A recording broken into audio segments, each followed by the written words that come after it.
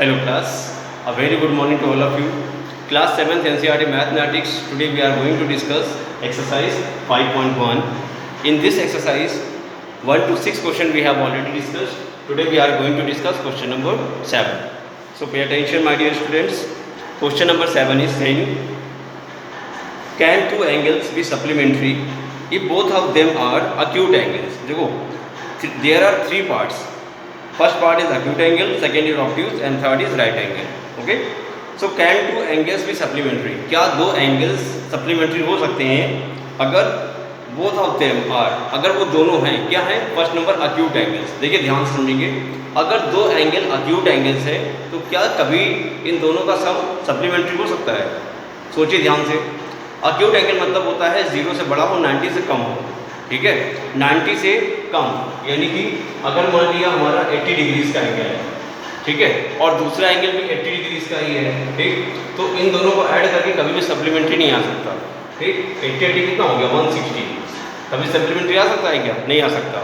Acute angle अगर दोनों होंगे तो दोनों एंगल्स को ऐड करके कभी भी सप्लीमेंट्री एंगल नहीं बन सकता है. ठीक है, तो क्या लिखेंगे इसमें?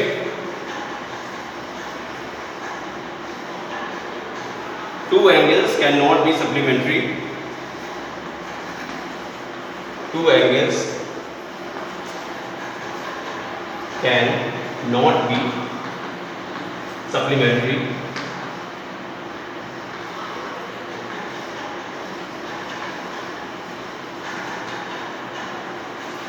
if both of them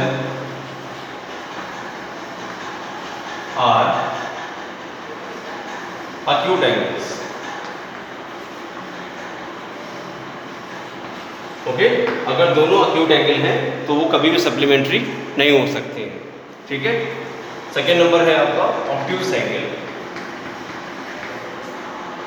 दोनों अगर एंगल ऑब्ट्यूज हैं, ऑब्ट्यूज मतलब कि 90 से ज़्यादा होने चाहिए, 180 से कम होने चाहिए. ठीक है, 90 से ज़्यादा 180 से कम, भाई 180 से कम का तो हम मान नहीं सकते. ठीक है, क्योंकि वो सप्लीमेंट्री लेके आना है. ठीक, 90 से ज़्यादा मान लेते हैं. मान लिया 90 से केवल 1 डिग्री ज़्यादा है, मान लिया 91 डिग्रीज का है. ठीक है, और दूसरा एंगल भी केवल 1 डिग्री ज़्यादा है, 91 डिग्रीज का. तो इन दोनों को जब हम ऐड करेंगे तो 90 कितना हो जाएगा? 182. अब ये आपका सप्लीमेंट्री एंगल नहीं बचा है. ठीक है, तो 182 डिग्री आपका सप्लीमेंट्री से ज़्यादा हो गया. ठीक है, तो अगर ये दोनों एंगल अगर ऑब्ट्यूज एंगल होते हैं तब भी कभी भी सप्लीमेंट्री नहीं हो सकते. ठीक, तो क्या लिखेंगे? Two angles can not be supplementary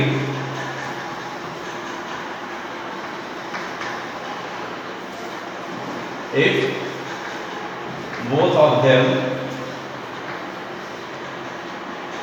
are obtuse angles.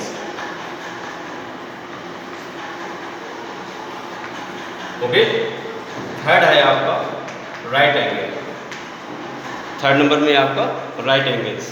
अगर दोनों एंगल राइट एंगल के होते हैं, अब राइट एंगल कितने डिग्री का होता है? 90 डिग्री का. हम 90 में 90 ऐड करेंगे कितना आ जाएगा? 180. तो ये आपका एकदम परफेक्ट आ रहा है. ठीक है, अगर दोनों एंगल आपके राइट एंगल होंगे तो वो सप्लीमेंट्री बना देंगे. तो क्या लिखेंगे? Two angles can be supplementary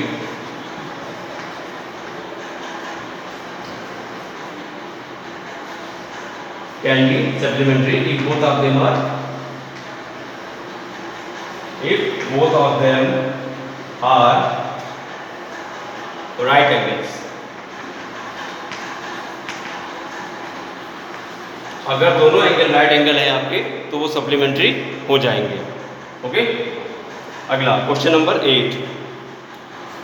question number 8,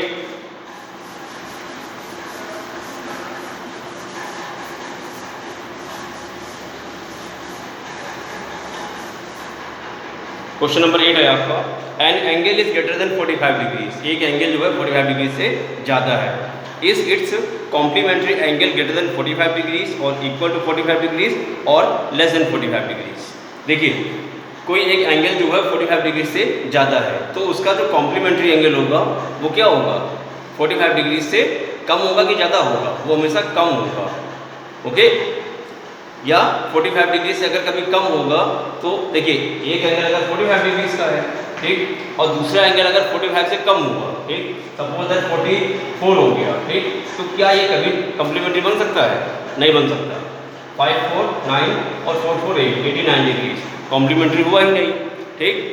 और अगर एक एंगल 45 डिग्री का है, ठीक, और दूसरा एंगल 45 डिग्री से ज़्यादा हुआ, ग्रेटर देन हुआ, मान लिया 46 हो गया, तब ये कॉम्प्लीमेंट्री नहीं बन पाएगा।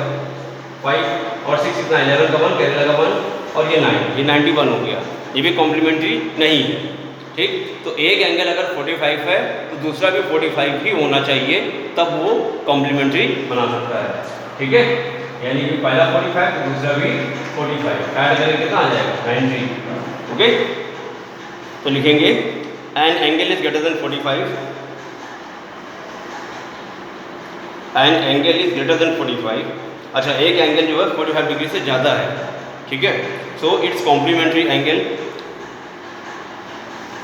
इसका कॉम्प्लीमेंट्री एंगल क्या हो जाएगा, 45 डिग्री से कम, यानी कि लेस देन 45 डिग्रीज। नंबर 8 में लिखेंगे an angle is greater than 45 degrees, an angle is greater than 45 degrees, एक एंगल 45 डिग्री से ज़्यादा है, so it's complementary angle, so it's complementary angle, इसका complementary angle is always less than 45 degrees, less than 45 degree. इसका complementary जो होगा हमेशा 45 degree से ज़्यादा होगा। सॉरी, अगर एंगल का 45 डिग्री से ज़्यादा है तो कॉम्प्लीमेंट्री हमेशा 45 से कम होगा। ओके, तो ये है आपका क्वेश्चन नंबर 8। क्वेश्चन नंबर 9,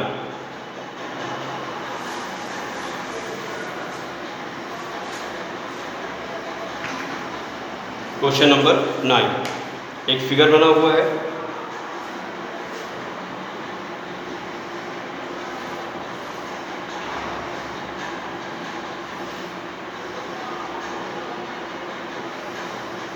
ऐसा, ये बेटा एंगल 1 है, ये एंगल 2 है, ये एंगल 3 है, ये 4 है और ये एंगल आपका 5 है, ये पॉइंट O है आपका, ठीक। ये A, ये C, ये E, B पॉइंट और ये पॉइंट D। ओके, क्वेश्चन बोल रहा है इस एंगल 1 एडजेसेंट टू एंगल 2, क्या एंगल 1 एंगल 2 का एडजेसेंट है? एंगल 1 देखिए और एंगल 2 देखिए, ये एंगल 1 हो गया, एंगल 2 हो गया, तो एंगल 1 और एंगल 2 आपके एडजेसेंट एंगल हैं, क्योंकि एक ही वर्टेक्स है और एक ही कॉमन साइड है, ठीक है। देखिए कॉमन साइड मिल गई हमको और एक वर्टेक्स कॉमन मिल गया, ठीक है। तो फर्स्ट पार्ट में क्या लिखेंगे, यस, एंगल 1 और एंगल 2 एडजेसेंट एंगल्स हैं। ओके, सेकेंड नंबर है is AOC adjacent to angle AOE। AOC देखिए, तो AOC ये वाला हो गया, ठीक, एंगल 1, और AOE ये वाला एंगल हो गया। तो AOE और AOC ये आपके एडजेसेंट एंगल नहीं है, ठीक है, क्योंकि AOE एंगल में कोई भी ऐसा कॉमन साइड नहीं है जो AOC में आ रहा हो, राइट है, तो इसीलिए ये एडजेसेंट एंगल नहीं है। Second number no. Third number, do angle COE and EOD form a linear pair.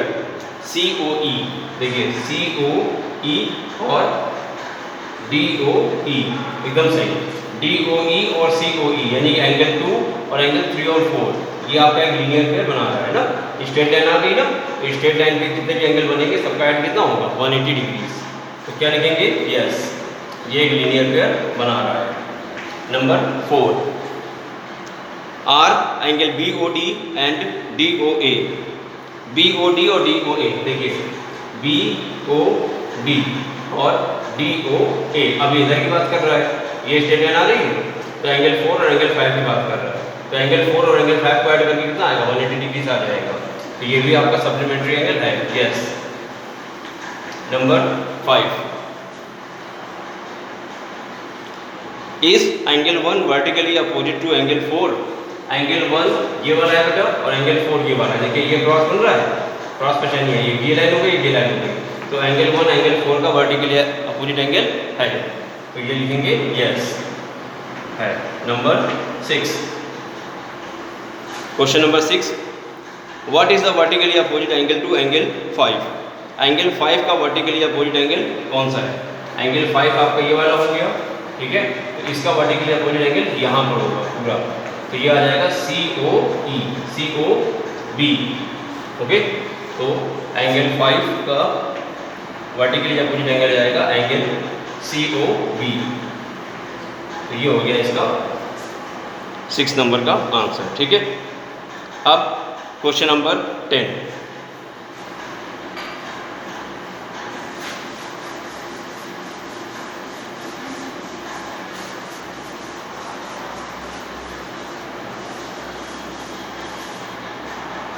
Question number 10, question number 10 में फिगर बना हुआ है,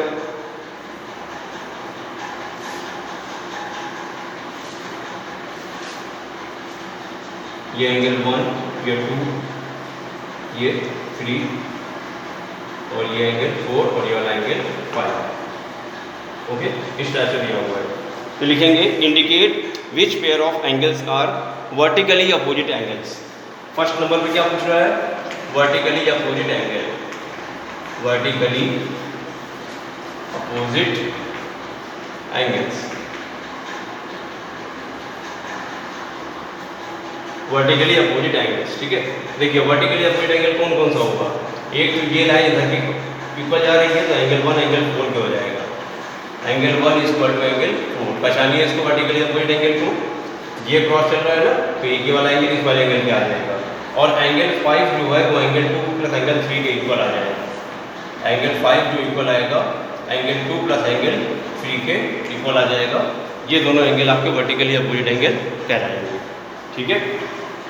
सेकेंड नंबर पूछ रहा है लीनियर पेयर, सेकेंड नंबर हो गया इसका लीनियर पेयर,